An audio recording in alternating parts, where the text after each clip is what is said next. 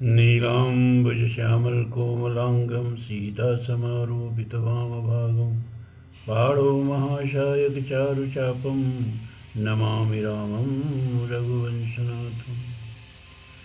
अतुलितबलधामं हेमशैलावदेहं धनुजवनकृशानं ज्ञानिनामग्रगण्यं सकलगुणनिधानं वानराणामधीशं रघुपतिप्रियभक्तं वातजातं नमामि। धर्मप्राण सत्संग प्रेमी सज्जन, वाल्मीकि रामायण, श्रीमद् वाल्मीकि रामायण का 13वां सर्ग बालकांड का विषय है राजा का वशिष्ठ से यज्ञ की तैयारी के लिए अनुरोध। वशिष्ठ जी द्वारा इसके लिए सेवकों की नियुक्ति और सुमंत को राजाओं को बुलाने के लिए आदेश, समागत राजाओं का सत्कार तथा पत्नियों सहित राजा दशरथ का यज्ञ की दीक्षा लेना इस अध्याय का विषय। पुनः प्राप्ते वसन्ते तु पूर्णः संवत्सरो भवत् प्रसवार्थं गतो यष्टुं हयमेधेन वीर्यवान्। वर्तमान वसंत ऋतु के बीत जाने पर जब पुनः दूसरा वसंत आया तब 1 वर्ष का समय पूरा हो गया। उस समय शक्तिशाली राजा दशरथ संतान के लिए अश्वमेध यज्ञ की दीक्षा लेने के लिए निमित्त वशिष्ठ जी के समीप गए। अभिवाद्य वशिष्ठं च न्यायतः प्रतिपूज्य च अब्रवीत प्रश्रितं वाक्यं प्रसवार्थं द्विजोत्तमम्। वशिष्ठ जी को प्रणाम करके राजा ने न्यायतः उनका पूजन किया और पुत्र प्राप्ति का उद्देश्य लेकर उन द्विजश्रेष्ठ मुनि से यह विनय युक्त बात कही। यज्ञो में क्रियतां ब्रह्मन् यथोक्तं मुनिपुंगव यथा न विघ्नः क्रियते यज्ञागेषु विधीयताम्। ब्राह्मण मुनिप्रवर, आप शास्त्र विधि के अनुसार मेरा यज्ञ करावें और यज्ञ के अंगभूत अश्व संचारण आदि में ब्रह्म राक्षस आदि जिस तरह विघ्न न डाल सके वैसा उपाय कीजिए। भगवान स्निग्ध सुहन्महं गुरुश्च परमो महान् बूढव्यो भवता चैव भारो यज्ञस्य चोद्यतः। आपका मुझ पर विशेष स्नेह है। आप मेरे सुहृद, अकारण हितैषी, गुरु और परम महान है। यह जो यज्ञ का भार उपस्थित हुआ है इसको आप ही वहन कर सकते हैं। तथेति च स राजानम् अब्रवीद द्विजसत्तमः करिष्ये सर्वमेवेतद् भवता यत् समर्थितम्। तब बहुत अच्छा कहकर विप्रवर वशिष्ठ मुनि राजा से इस प्रकार बोले, नरेश्वर, तुमने जिसके लिए प्रार्थना की है वह सब मैं करूँगा। कर्मांतिकान् शिल्पकारान् वर्षाकीन् खनकानपि गणकान् शिल्पिनश्चैव तथैव नटनर्तकान् तथा शुचीन् शास्त्रविदः पुरुषान् सुबहुश्रुतान् यज्ञ कर्म समयहन्ता भवतो राजशासनात्। तदनंतर वशिष्ठ जी ने यज्ञ संबंधी कर्मों में निपुण तथा यज्ञ विषय शिल्प कर्म में कुशल परम धर्मात्मा बूढ़े ब्राह्मणों, यज्ञ कर्म समाप्त होने तक उसमें सेवा करने वाले सेवकों, शिल्पकारों, बढ़इयों, भूमि खोदने वाले ज्योतिषियों, कारीगरों, नटों, नर्तकों, विशुद्ध शास्त्रवेत्ताओं तथा बहुश्रुत पुरुषों को बुलाकर उनसे कहा, तुम लोग महाराज की आज्ञा से यज्ञ कर्म के लिए आवश्यक प्रबंध करो। इष्ट का बहुसाहस्री शीघ्रमानीयतामिति उपकार्य क्रियन्तां च राज्ञो बहुगुणान्विता। शीघ्र ही कई हजार ईंटें लाई जाएं। राजाओं के ठहरने के लिए उनके योग्य अन्नपान आदि अनेक उपकरणों से युक्त बहुत से महल बनाए जाएं। ब्राह्मणावसस्थाश्चैव कर्तव्या शतशः शुभाः भक्षान्नपानैर्बहुभिः समपेता सुनिश्चिताः। ब्राह्मणों के रहने के लिए भी सैकड़ों सुंदर घर बनाए जाने चाहिए। वे सभी गृह बहुत से भोजनीय अन्नपान आदि उपकरणों से युक्त तथा आधी पानी आदि के निवारण में समर्थ हों। तथा पौरजन्यस्यापि कर्तव्याश्च सुविस्तराः आगतानां सुदूराच्च पार्थिवानां पृथक पृथक। इसी तरह पूर्ववासियों के लिए भी विस्तृत मकान बनने चाहिए। दूर से आए हुए भूपालों के लिए पृथक पृथक महल बनाए जाएं। वाजिवार्णशालाश्च तथा शय्यागृहाणि च भटानां महदावासा वैदेशिक निवासिनां। घोड़े और हाथियों के लिए भी शालाएं बनाई जाएं। साधारण लोगों के लिए सोने के लिए भी घरों की व्यवस्था हो। विदेशी नागरिकों के लिए भी बड़ी बड़ी छावनियाँ बननी चाहिए। आवासा बहुभक्षा वै सर्वकामेरुपासिताः तथा पौरजन्यस्यापि जनय बहुशोभनं दातव्यमन्नं विधिवत सत्कृत्य न तो लीलया। जो घर बनाए जाएं उनमें खाने पीने की प्रचुर सामग्री संचित रहे, उनमें सभी मनोवांछित पदार्थ सुलभ हों तथा नगरवासियों को भी बहुत सुंदर अन्न भोजन के लिए देना चाहिए। वो भी विधिवत सत्कार पूर्वक दिया जाए, अवहेलना करके नहीं। सर्वे वर्णा यथा पूजां प्राप्नुवन्ति सुसत्कृताः न चावज्ञा प्रयोक्तव्या काम क्रोध वशादपि। ऐसी व्यवस्था होनी चाहिए जिससे सभी वर्ण के लोग भली भांति सत्कृत हों, सम्मान प्राप्त करें। काम और क्रोध के वशीभूत होकर भी किसी का अनादर नहीं करना चाहिए। यज्ञ कर्म से ये विग्रह पुरुषा शिल्पिनस्तथा तेषामपि विशेषेण पूजा कार्या यथाक्रमम्। जो शिल्पी मनुष्य यज्ञ कर्म की आवश्यक तैयारी में लगे हों, उनका तो बड़े छोटे का ख्याल रखकर विशेष रूप से समादर करना चाहिए। ये संस्कृत पढ़ के हम उसका अर्थ आप लोगों को बता रहे हैं। पूरा वाल्मीकि रामायण काहे सुना रहे हैं। आप लोगों ने ध्यान दिया होगा कि कथा शुरू करने से पहले हम भगवान राम की स्तुति करते हैं, फिर हनुमान जी की स्तुति करते हैं, क्योंकि ये कथा तो हम हनुमान जी को ही सुना रहे हैं। क्योंकि हनुमान जी ने प्रभु से वर मांगा था। जब प्रभु जाने लगे अपने धाम को और सारे अयोध्यावासियों से कहा कि जो लोग वृद्ध हैं वो लोग चाहें तो हमारे साथ साकेत लोग चल सकते हैं, तो सारे लोग आकर के विमान पर बैठ गए, लेकिन विमान उठे नहीं। भगवान ने कहा भाई एक आदमी ऐसा इस पर बैठ गया है कि जब तक वो उतरेगा नहीं विमान उठेगा नहीं। तब लोग लगे सोचने आखिर वो कौन हो सकता है। निंदक अघोघ नसाए, ये सीता की निंदा करने वाले इसमें बैठ गए हैं, इनको धक्का मार के उतारा जाए। भगवान ने कहा नहीं, उनका कोई दोष नहीं है, उनको तो और निकट हम बैठाएंगे। तो प्रभु ऐसा कौन व्यक्ति बैठ गया है कि विमान उठ ही नहीं रहा है।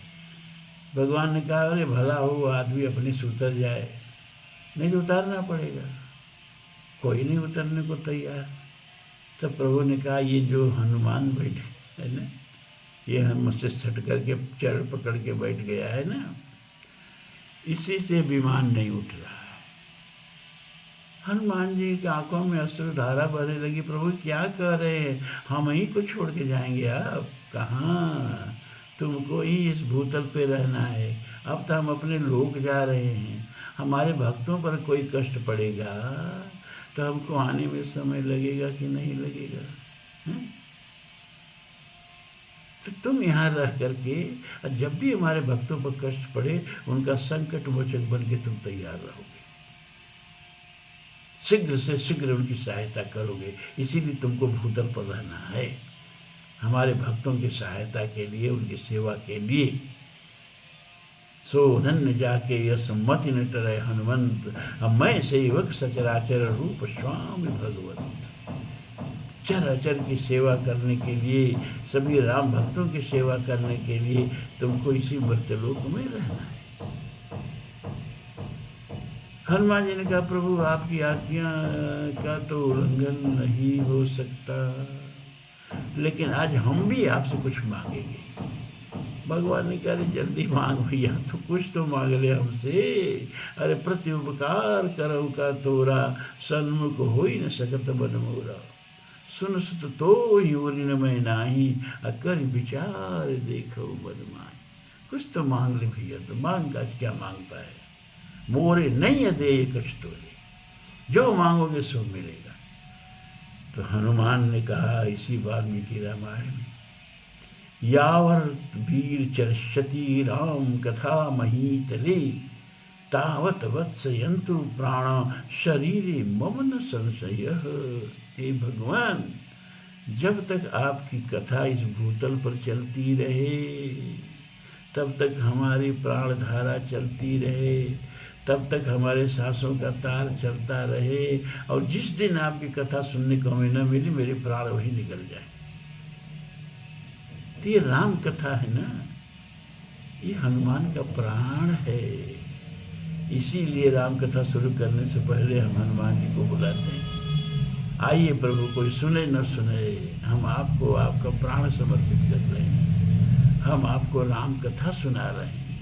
अब आप लोग भी ब्याज में सुन ले रहे हैं, ये बात अलग की है।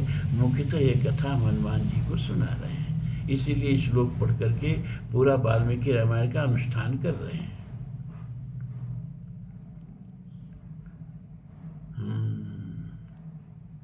यज्ञ कर्म से ये व्यग्र पुरुषा शिल्पिनस्तथा, तेषामपि विशेषेण पूजा कार्या यथा क्रमम। जो शिल्पी मनुष्य यज्ञ कर्म की आवश्यक तैयारी में लगे हों, उनका तो बड़े छोटे का ख्याल रखकर विशेष रूप से समादर करना चाहिए। येषु संपूजिता सर्वे वसुभिर्भोजनेन च, यथा सर्वसुविहितं न किंचित परहीयते, तथा भवन्तः कुर्वन्तु प्रीतयुक्तेन चेतसा। जो सेवक या कारीगर धन और भोजन आदि के द्वारा सम्मानित किए जाते हैं, वे सब परिश्रम पूर्वक कार्य करते हैं। उनका किया हुआ सारा कार्य सुंदर ढंग से संपन्न होता है, उनका कोई काम बिगड़ने नहीं पाता। अतः तुम सब लोग प्रसन्नचित्त होकर ऐसा ही करो। ततः सर्वे समागम्य वसिष्ठमिदब्रुवन्, यथेष्टं तदसुविहितं न किंचित परहीयते, यथोक्तं तत् करिष्यामो न किंचित परिहास्यते। तब वे सब लोग वशिष्ठ जी से मिलकर बोले, आपको जैसा अभिष्ट है उसके अनुसार ही करने के लिए अच्छी व्यवस्था की जाएगी, कोई भी काम बिगड़ने नहीं पाएगा। आपने जैसा कहा है हम लोग वैसा ही करेंगे, इसमें कोई त्रुटि नहीं आने देंगे।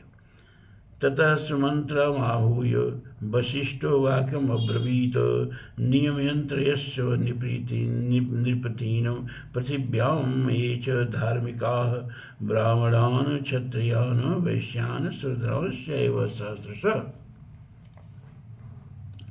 तदनंतर वशिष्ठ जी ने सुमंत को बुलाकर कहा, इस पृथ्वी पर जो जो धार्मिक राजा, ब्राह्मण, क्षत्रिय, वैश्य और महाशास्त्र शूद्र हैं, उन सबको इस यज्ञ में आने के लिए निमंत्रित करो।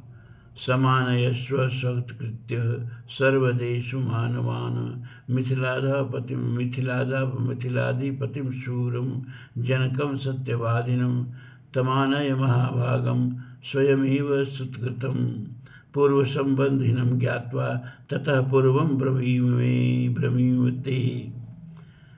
सब देशों के अच्छे लोगों को सत्कार पूर्वक यहाँ ले आओ।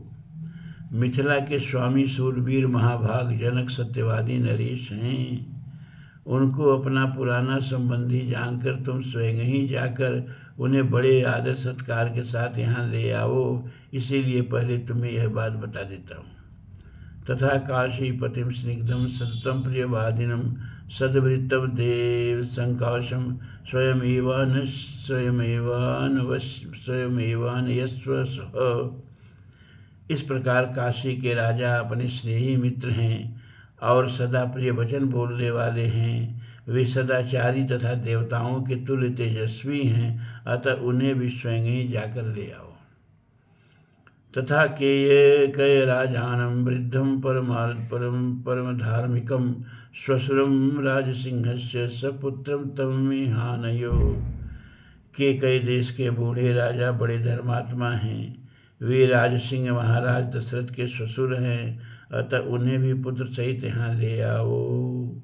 अंगेश्वर महेश्वासम रोमपादम सत्कृतम वयस्यम राजसिंहस्य सपुत्रम तमिहानयो। अंग देश के स्वामी महाधनुर्धर राजा रोमपाद हमारे महाराज के मित्र हैं, अतः उन्हें पुत्र सहित यहाँ सत्कार पूर्वक ले आओ। तथा कौशल राजानम भानुमंतम सुसत्कृतम मगधाधिपतिम शूरम सर्वशास्त्र विशारदम प्राप्तिज्ञम परमोदारम सत्कृतम पुरुषर्षभ। कौशल राज भानुमान को भी सत्कार पूर्वक ले आओ। मगध देश के राजा प्राप्तिज्ञ को, जो सूरवीर शास्त्र विशारद परम उदार तथा पुरुषों में श्रेष्ठ हैं, स्वयं जाकर सत्कार पूर्वक बुला लाओ। राज्ञ शासनमादाय चोदयस्व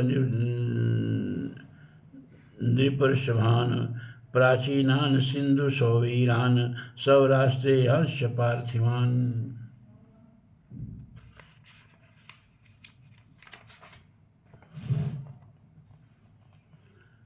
महाराज की आज्ञा लेकर तुम पूर्व देश के श्रेष्ठ नरेशों को तथा सिंध सौवीर एवं सुराष्ट्र देश के भूपालों को यहाँ आने के लिए निमंत्रण दो।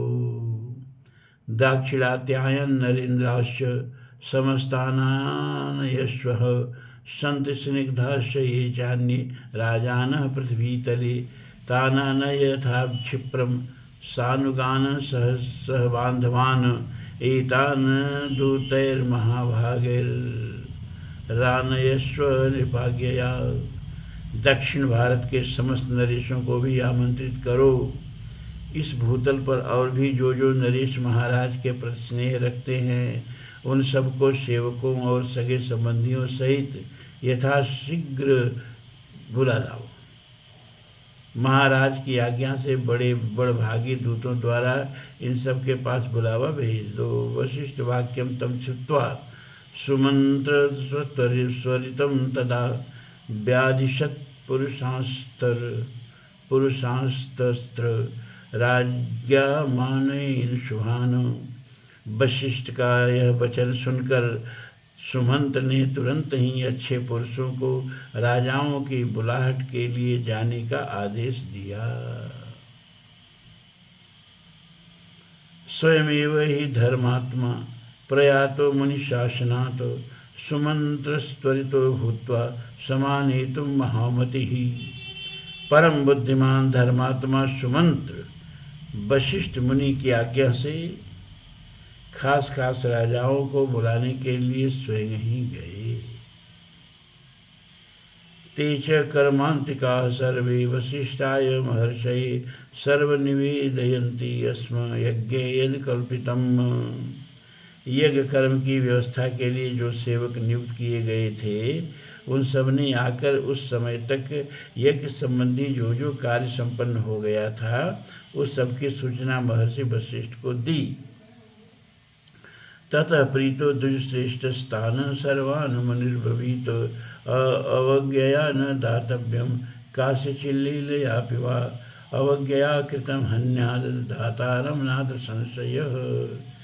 यह सुनकर वे द्विजश्रेष्ठ मुनि बड़े प्रसन्न हुए और उनसे बोले, भद्र पुरुषों, किसी को जो कुछ देना हो उसे अवहेलना या अनादर पूर्वक नहीं देना चाहिए, क्योंकि अनादर पूर्वक दिया हुआ दान दाता को नष्ट कर देता है, इसमें संशय नहीं। ये सिख भी सुनते जाइए आप लोग रामायण का। ततः कैचिद अहोरात्र रूपयाता महीक्षितः बहून रत्नान्यादाय राज्ञो दशरथस्य। तदनंतर कुछ दिनों के बाद राजा लोग महाराज दशरथ के लिए बहुत से रत्नों की भेंट लेकर अयोध्या में आए। ततो वशिष्ठ सुप्रीतो राजानमिदं ब्रवीत उपयाता नरव्याघ्र राजानास्तव शासनात् मयापि सत्कृताः सर्वे यथार्हं राजसत्तमम्। इससे वशिष्ठ जी को बड़ी प्रसन्नता हुई। उन्होंने राजा से कहा, पुरुष सिंह, तुम्हारी आज्ञा से राजा लोग यहाँ आ गए। नृपश्रेष्ठ, मैंने भी यथा योग्य उन सबका सत्कार किया है। यज्ञं च कृतं सर्वे पुरुषेषु समाहिते निर्यातं च भावान् यष्टु यज्ञायतन मंतिकात्। हमारे कार्यकर्ताओं ने पूर्णतः सावधान रहकर यज्ञ के लिए सारी तैयारी की है। अब तुम भी यज्ञ करने के लिए यज्ञ मंडप के समीप चलो। सर्व कामैरुपैरुपैतं वै समन्ततः द्रष्टुमर्हसि राजेंद्र मनसेव विनिर्मितम्। राजेंद्र, यज्ञ मंडप में सब और सभी वांछनीय वस्तुएं एकत्र कर दी गई हैं। आप स्वयं चलकर देखें। यह यज्ञ मंडप इतना शीघ्र तैयार किया गया है मानो मन के संकल्प से ही बन गया। तथा वशिष्ठ वचनादृश्य सिंहस्य चोभयोः दिवसे शुभ नक्षत्रे निर्यातो जगतीपति। मुनिवर वशिष्ठ तथा ऋषि सिंह दोनों के आदेश से शुभ नक्षत्र वाले दिन को राजा दशरथ यज्ञ के लिए राजभवन से निकले। ततो वशिष्ठ प्रमुखा सर्व एव द्विजोत्तमा ऋषि सिंह पुरस्कृत्य यज्ञ कर्मारंभस्तदा यज्ञवाटम गता सर्वे यथा शास्त्रम यथा विधि श्रीवांश सह पत्नी भी राजा दीक्षामुपाविशत। तत्पश्चात वशिष्ठ आदि सभी श्रेष्ठ द्विजों ने यज्ञ मंडप में जाकर ऋषि सिंह को आगे करके शास्त्रों विधि के अनुसार यज्ञ कर्म का आरंभ किया। पत्नियों सहित श्रीमान अवधेश नरेश ने यज्ञ की दीक्षा ली।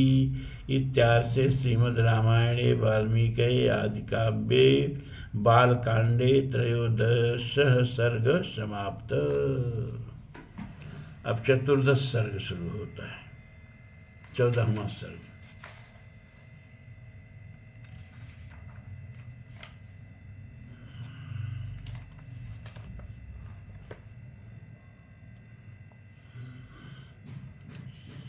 महाराजा दशरथ के द्वारा अश्वमेध यज्ञ का सांगोपांग अनुष्ठान, इस सर्ग का विषय। अथ संवत्सरे पूर्णे तस्मिन् प्राप्ते तुरंगमे शारद्वासोत्तरे तीरे राज्ञो यज्ञोऽभ्यवर्तत। इधर वर्ष पूरा होने पर यज्ञ संबंधी अश्व भूमंडल में भ्रमण करके लौट आया। फिर सरयू नदी के उत्तर तट पर राजा का यज्ञ आरंभ हुआ। ऋषि सिंहम पुरस्कृत्य कर्मम चक्रद्विजर्षभा अश्वमेधे महायज्ञे राज्ञो यस्य सुमहात्मनः। महामनस्वी राजा दशरथ के उस अश्वमेध नामक महायज्ञ में ऋषि सिंह को आगे करके श्रेष्ठ ब्राह्मण यज्ञ संबंधी कर्म करने लगे। कर्म कुर्वन्ति विधिविद याजका देवपारगा यथा विधियन्थान्यम परिक्रामन्ति शास्त्रतः। यज्ञ कराने वाले सभी ब्राह्मण वेदों के पारंगत विद्वान थे, अतः वे न्याय तथा विधि के अनुसार सब कर्मों का उचित रीति से संपादन करते थे और शास्त्र के अनुसार किस क्रम से किस समय कौन सी क्रिया करनी चाहिए इसको स्मरण रखते हुए प्रत्येक कर्म में प्रवृत्त होते थे। प्रवर्गम शास्त्रतः कृत्वा तथैवोपसदं द्विजाः चक्रुश्च विधिवत् सर्वमादिकं कर्म शास्त्रतः। ब्राह्मणों ने प्रवर्ग कहते हैं अश्वमेध के अंगभूत कर्म विशेष को, प्रवर्ग का शास्त्र माने विधि मीमांसा और कर्मसूत्र के अनुसार संपादन करके उपसद नामक इष्ट विशेष का भी शास्त्र के अनुसार ही अनुष्ठान किया। तत्पश्चात शास्त्रीय उपदेश से अधिक जो अतिदेश तक प्राप्त कर्म हैं उस सबका भी विधिवत संपादन किया। अभिपूज्य तथा हरिष्टा सर्वे चक्र यथाविधि प्राप्त समन पूर्वाणी कर्माणि मणिपंगवाः। तदनंतर तत्त कर्मों के अंगभूत देवताओं का पूजन करके हर्ष में भरे हुए उन सभी मुनिवरों ने विधिपूर्वक प्रातः समन आदि कर्म किए। इंद्रस्य विधिवत दत्तो राजा चाभिषुतो नघ माध्यनंदिन च सवनम प्रावर्त यथाक्रमः। इंद्र देवता को विधिपूर्वक हविष्य का भाग अर्पित किया गया। पाप निवर्तक राजा सोम का रस निकाला गया। फिर क्रमशः माध्यन दिन समन का कार्य प्रारंभ हुआ। तृतीय शमनम चैव राज्ञो यस्य सुमहात्मनः चकुस्ते शास्त्रो दृष्ट्वा यथा ब्राह्मण पुंगवाः। तत्पश्चात उन श्रेष्ठ ब्राह्मणों ने शास्त्र से देखभाल कर मनस्वी राजा दशरथ के तृतीय समन कर्म का भी विधिवत संपादन किया। मानस में तो आप एक दो लाइन में पूरा जाके खत्म कर देते हैं ना। देखिए कितनी तैयारी से यज्ञ हो रहा है। इसीलिए रामायण को मूल रूप से जानने के लिए वाल्मीकि रामायण पढ़ना जरूरी है। राम कथा को सही ढंग से विस्तार पूर्वक जानने के लिए वाल्मीकि रामायण का अध्ययन जरूरी है। आया चांक्रे तत्र शक्रादीन विविधोत्तमान ऋषशृंगादयो मंत्रे शिक्षा साक्षर समन्वितैः। ऋषशृंग आदि महर्षियों ने वहाँ अभ्यास काल में सीखे गए अक्षरों से युक्त स्वर और वर्ण से संपन्न मंत्रों द्वारा इंद्र आदि श्रेष्ठ देवताओं का आवाहन किया। गीतिभिर्मधुरैः स्निग्धे मंत्राह्वानैर्यथार्थ होतारो दुरावाह्य हविर्भागान दिवोकसाम। मधुर एवं मनोरम सामगान के लय में गाए हुए आह्वान मंत्रों द्वारा देवताओं का आवाहन करके होताओं ने उन्हें उनकी योग्य हविष्य के भाग अर्पित किए।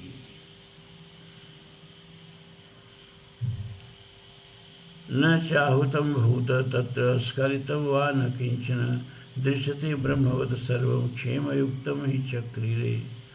उस यज्ञ में कोई अयोग्य अथवा विपरीत आहुति नहीं पड़ी, कोई भूल नहीं हुई, अनजान में भी कोई कर्म छूटने नहीं पाया, क्योंकि वहाँ सारा कर्म मंत्रोच्चारण पूर्वक संपन्न होता दिखाई देता था।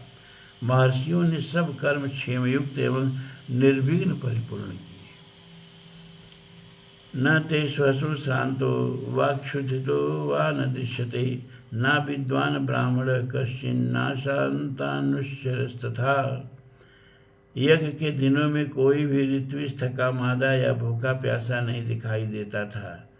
उसमें कोई भी ब्राह्मण ऐसा नहीं था जो विद्वान न हो अथवा जिसके 100 से कम शिष्य या सेवक रहे हों। ब्राह्मणा भुंजते नित्यं नाथवन्तश्च भुंजते तापसा भुंजते चापि श्रवणाश्चैव भुंजते। उस यज्ञ में प्रतिदिन ब्राह्मण भोजन करते थे, क्षत्रिय और वैश्य भी भोजन पाते थे तथा शूद्रों को भी भोजन उपलब्ध होता था। तापस और श्रमण भी भोजन करते थे। वृद्धाश्च व्याधिताश्चैव स्त्री बालाश्च तथैव च अनिशं भुञ्जमानानां च न तृप्तिरुपलभ्यते। बूढ़े, रोगी, स्त्रियां तथा बच्चे भी यथेष्ट भोजन पाते थे। भोजन इतना स्वादिष्ट होता था कि निरंतर खाते रहने पर भी किसी का मन नहीं भरता था। दीयतां दीयतामन्नं वासांसि विविधानि च इति संचोदितास्तत्र तत्र तथा चक्रुर्निकषः। अन्न दो प्रकार के वस्त्र अन्न दो नाना प्रकार के वस्त्र दो। अधिकारियों की ऐसी आज्ञा पाकर कार्यकर्ता लोग बारंबार वैसा ही करते थे। अन्नकूटा सदृशन्ते बहवः पर्वतोपमा दिवसे दिवसे तत्र सिद्धयस्य विधिवत तदा। वहाँ प्रतिदिन विधिवत पके हुए अन्न के बहुत से पर्वतों के ढेर दिखाई देते थे। नाना देशदान प्राप्त पुरुषा स्त्री गणास्तथा अन्नपाने सुविहितस्मिन् यज्ञे महात्मनः। महामनस्वी राजा दशरथ के उस यज्ञ में नाना देशों से आए हुए स्त्री पुरुष अन्नपान द्वारा भलीभांति तृप्त किए गए। अन्नम ही विधिवत स्वादु प्रशंसस्ति दुर्दर्शभा अहो तृप्ता सभद्रम ते इति सुश्राव राघवः। श्रेष्ठ ब्राह्मण भोजन विधिवत बनाया गया है, बहुत स्वादिष्ट है, ऐसा कहकर उन अन्न की प्रशंसा करते थे। भोजन करके उठे हुए लोगों के मुख से राजा सदा यही सुनते थे कि हम लोग खूब तृप्त हुए, आपका कल्याण हो। स्वलंकृताश्च पुरुषा ब्राह्मणान् पर्यवेशयन् उपासन्ते च तानन्ये समुष्टः मणिकुण्डलाः। वस्त्राभूषण से अलंकृत हुए पुरुष ब्राह्मणों को भोजन परोसते थे, और उन लोगों की जो दूसरे लोग सहायता करते थे उन्होंने भी विशुद्ध मणिमय कुंडल धारण कर रखे थे। कर्मांतरे तदा विप्रा हेतुवादान बहूनपि प्राहु सुवाग्मिनो धीरा परस्पर जिगीषया। एक समन समाप्त करके दूसरे समन के आरंभ होने से पूर्व जो अवकाश मिलता था उसमें उत्तम वक्ता भी धीर ब्राह्मण एक दूसरे को जीतने की इच्छा से बहुत से युक्तिवाद उपस्थित करते हुए शास्त्रार्थ करते थे। यहाँ देखिए, ध्यान दीजिए, यज्ञ के 3 चरण होते हैं, यजन, संगतिकरण और दान। दान के लिए आप देख ही रहे हैं, भंडारा चल रहा है और अन्न दो वस्त्र दो, सब दान हो रहा है। अभी आपने देखा कि सब श्रेष्ठ ब्राह्मण आपस में शास्त्रार्थ कर रहे हैं, सत्संग कर रहे हैं, हवन हो ही रहा है। तो यज्ञ का 3 चरण यहाँ परिपूर्ण है, और यज्ञ के 3 चरण में अगर एक चरण भी न हो तो यज्ञ विकलांग हो जाता है और वो कोई सहायता नहीं करता है। दिवसे दिवसे तत्र संस्तरे कुशला द्विजा सर्वकर्माणि चक्रुस्ते यथा शास्त्रम प्रचोदिता। उस यज्ञ में नियुक्त हुए कर्म कुशल ब्राह्मण प्रतिदिन शास्त्र के अनुसार सब कार्यों का संपादन करते थे। नाषण्ड गविदात्रासीनान् व्रतो न बहुश्रुतः ततस्यास्तस्य वैराग्यो नावाद कुशलो द्विजः। राजा के उस यज्ञ में कोई भी सदस्य ऐसा नहीं था जो व्याकरण आदि 6 अंगों का ज्ञाता न हो, जिसने ब्रह्मचर्य व्रत का पालन न किया हो, तथा जो बहुश्रुत न हो। वहाँ कोई ऐसा द्विज नहीं था जो वाद विवाद में कुशल न हो। प्राप्ते यूपश्रये तस्मिन् खड्वैत्लवा खादिराज तथा तावंतो बिल्व सहिताः परिणश्च तथा परे। जब यूप खड़ा करने का समय आया तब बेल की लकड़ी के 6 यूप गाड़े गए, उतने ही खैर के यूप गाड़े गए तथा पलाश के भी उतने ही यूप थे जो बिल्व निर्मित यूपों के साथ खड़े किए गए थे।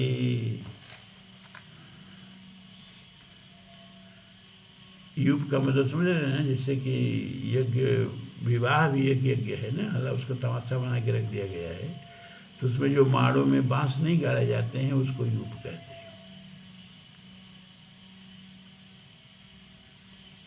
श्लेषात्मकवयो दृष्टो देवदारुमयस्तथा द्वावीव तत्र विहितो बाहु व्यस्त परिग्रहो। बहेड़े के वृक्ष का एक यूप अश्वमेध यज्ञ के लिए विहित है। देवदार के बने हुए यूप का भी विधान है, परंतु उनकी संख्या न एक है न 6। देवदार के 2 ही यूप विहित हैं। दोनों बाहें फैला देने पर जितनी दूरी होती है उतनी दूरी पर वे दोनों स्थापित किए गए थे। कारिता सर्व एवेते शास्त्रज्ञैरिकोविदैः शोभार्थ तस्य यज्ञस्य कांचनलाकृता भवन। यज्ञ कुशल शास्त्रज्ञ ब्राह्मणों ने ही इन सब यूपों का निर्माण कराया था। उस यज्ञ की शोभा बढ़ाने के लिए उन सब में सोना चढ़ा गया था।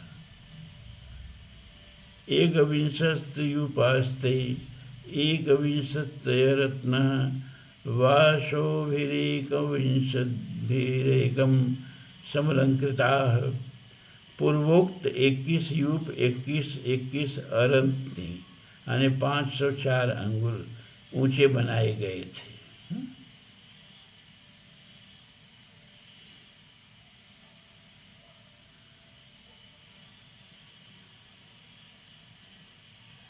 एक अरत्नी 24 अंगुल के बराबर होता है, तो 21 अरत्नी, तो 21 में 24 का गुणा करना पड़ेगा, तो 504 अंगुल ऊंचे बनाए गए थे। उन सबको पृथक पृथक 21 कपड़ों से अलंकृत किया गया था। तो आज तो यही हम समाप्त करते हैं। बड़ी गर्मी है, आप लोगों की सुविधा के लिए फैन बंद कर देते, कूलर बंद कर देते, लेकिन यहाँ मकान में काम चल रहा है ना। ये मकान मालिक है, इसका 4-5 साल से लगातार काम चल रहा है। 4 तल्ला 5 तल्ला पता नहीं कई तल्ला जाएगा। तो उस सब पत्थर उत्थर काट रहे हैं, तो फैन करने के बाद, बंद करने के बाद भी डिस्टर्बेंस तो हो ही रहा है। लेकिन क्या करें भाई, अपनी स्टूडियो तो है नहीं। इसी में मन लगा कि आप लोग सुनिए। मैं तो पसीने से तराबोर हूँ, लेकिन आप लोगों के लिए फैन और कूलर बंद कर देता हूँ। यही मेरी तपस्या है। आप लोग जो सुनते हो रोज़ सुबह के, वही आपकी तपस्या है। तपस्या का मतलब यही सब होता है। तपस्या का मतलब एक पैर पर खड़ा होना नहीं होता है। ओम पूर्णमदः पूर्णमिदं पूर्णात् पूर्णमुदच्यते पूर्णस्य पूर्णमादाय पूर्णमेवावशिष्यते। सर्वे भवन्तु सुखिनः, सर्वे सन्तु निरामयाः, सर्वे भद्राणि पश्यन्तु, मा कश्चित् दुःखभाग् भवेत्। असदो मा सद्गमय, तमसो मा ज्योतिर्गमय, मृत्योर्मा अमृतं गमय। ओम शांति शांति शांति। ओम।